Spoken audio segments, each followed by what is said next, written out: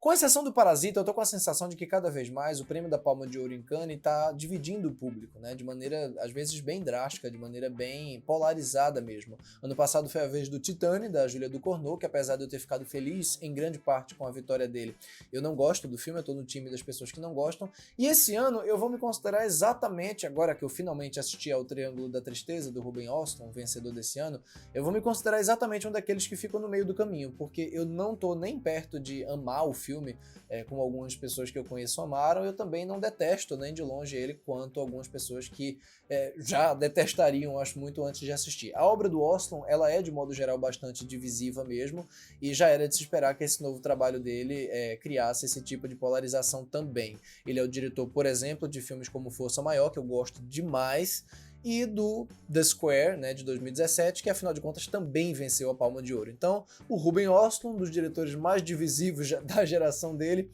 venceu 2 Palmas de Ouro no intervalo de 5 anos. Antes de entrar em mais detalhes sobre o Triângulo da Tristeza, eu vou lembrar você que por acaso ainda não se inscreveu aqui no canal, se inscreva aqui embaixo no botão de inscreva-se, curta o vídeo porque isso ajuda muito o canal a crescer e o YouTube a recomendar o vídeo para outras pessoas, e lógico, deixa o sininho das notificações aí do lado sempre ativado, porque só assim você vai receber notificações quando a gente postar vídeos novos aqui. E lógico que você pode me acompanhar em outros comentários que eu faço sobre cinema frequentemente, tanto na minha conta do Twitter quanto na minha conta do Letterboxd. Os links estão aparecendo aí embaixo na descrição e também os arrobas aí na tela. Especialmente lançamentos eu tô sempre falando lá, já que não dá pra falar de todos os filmes que são lançados aqui no canal. Eu acho bem complicado falar do Triângulo da Tristeza sem dar spoiler, porque o filme se divide em 3 atos que são muito diferentes entre si. Ele se passa em 3 lugares diferentes, 3 locações que são muito independentes dramaticamente, mas não é uma antologia, então dá pra explicar assim.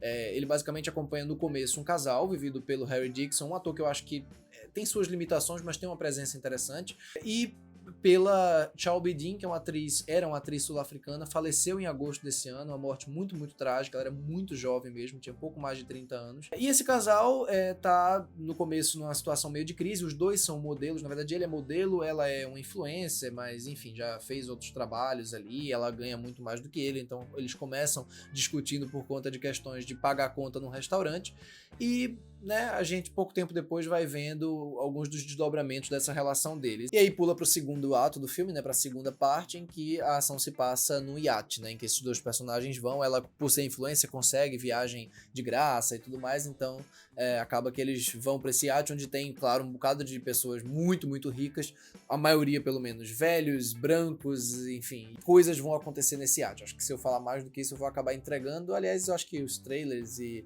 alguns dos posters já deixam claro o que é que alguns dos absurdos que vão se desenrolar nessa viagem. E daí tem o terceiro ato, em que o filme também muda completamente de cenário, e aí eu realmente não vou falar mais nada, pelo menos até o momento. O que eu acho interessante nesse filme, principalmente no segundo ato dele, aliás, é pra mim o trecho mais bem resolvido. O primeiro ato também tem muita coisa boa, mas o segundo certamente é o que me arrancou mais risadas, e eu sei que o humor é bem relativo nesse caso aqui, mas enfim.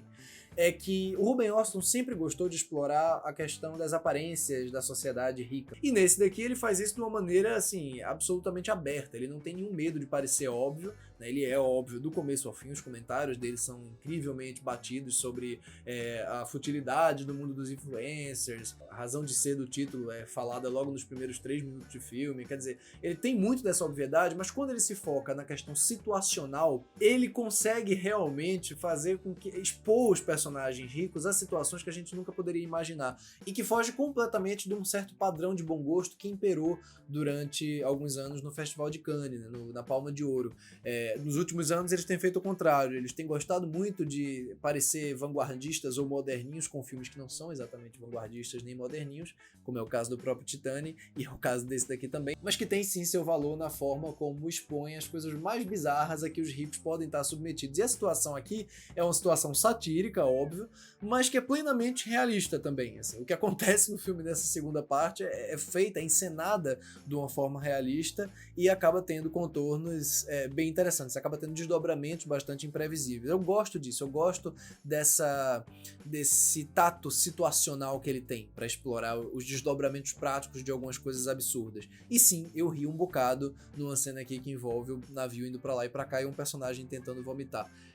Não dá pra não rir com aquilo. É uma exposição super apelativa de um personagem ou de uma situação, mas é apelativa e óbvia, com de uma forma muito assumida. Então eu gosto disso. Agora, quando o filme começa a discursar demais sobre o assunto, como ele começa a verbalizar demais questões ideológicas de um russo capitalista que tem aqui com um americano socialista e não sei o que, a coisa realmente começa a cair na besteira, no besterol mesmo, porque é quando você vê alguém querendo fazer uma coisa que supostamente está falando sobre, está abrangendo muitos assuntos numa coisa só, e na verdade ela tá só sacudindo a ideia ali na tela. E é exatamente isso que o filme faz. Lá no terceiro ato ele vai fazer isso de uma maneira, a meu ver, bem prejudicial para a narrativa geral. Para quem não assistiu o filme, não quero entregar onde se passa o terceiro ato, mas eu posso dizer que ele segue na sátira, né, de uma maneira até bem limpa para uma sátira, só que ele não quer abandonar a seriedade dramática de alguns dos arcos. Então o arco dos protagonistas, o arco do Harry Dixon com a Chalby Dean, né, esse casal aí que tá vivendo uma crise e que parece nunca se encontrar direito no que eles querem, um casal super infantil, aliás, e ele quer explorar esse casal ainda e o problema deles de uma maneira que não cabe mais ali naquele momento do filme. A situação já deveria ter descambado pra sátira criativa que ele faz bem no segundo ato, mas não. Ele quer se concentrar ainda nas questões isoladas daqueles dois personagens e como aquela terceira personagem que começa a dominar o filme lá no final vai influir na relação deles. Então todos esses momentos em que ele se leva mais a sério, em que ele sai da comédia que o filme é de modo geral, ele me perde e ele se arrasta demais também. Ele acaba se alongando onde não deveria. Ele tem 2 horas e 25 e, sem dúvida, ele poderia ter resolvido boa parte desses problemas muito antes para não precisar ficar se alongando neles ali no final.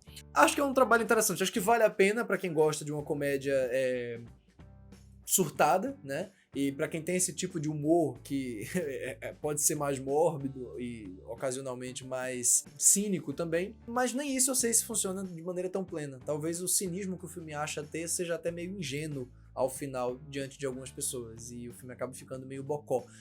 Enfim, entre uma coisa e outra, eu acho que ele tem seus momentos. Eu acho que ele é superior ao The Square, mas bem inferior à Força Maior. Então o Ruben Östlund continua aí imprevisível na minha cotação. É por isso então que comigo o Triângulo da Tristeza fica com 3 estrelas. É isso, pessoal. Espero que vocês tenham curtido essa crítica. Quase que eu dava um de Felipe Dávila agora e falava Triângulo da Tristeza. Mas enfim. Um grande abraço para todos e até a próxima. Tchau, tchau.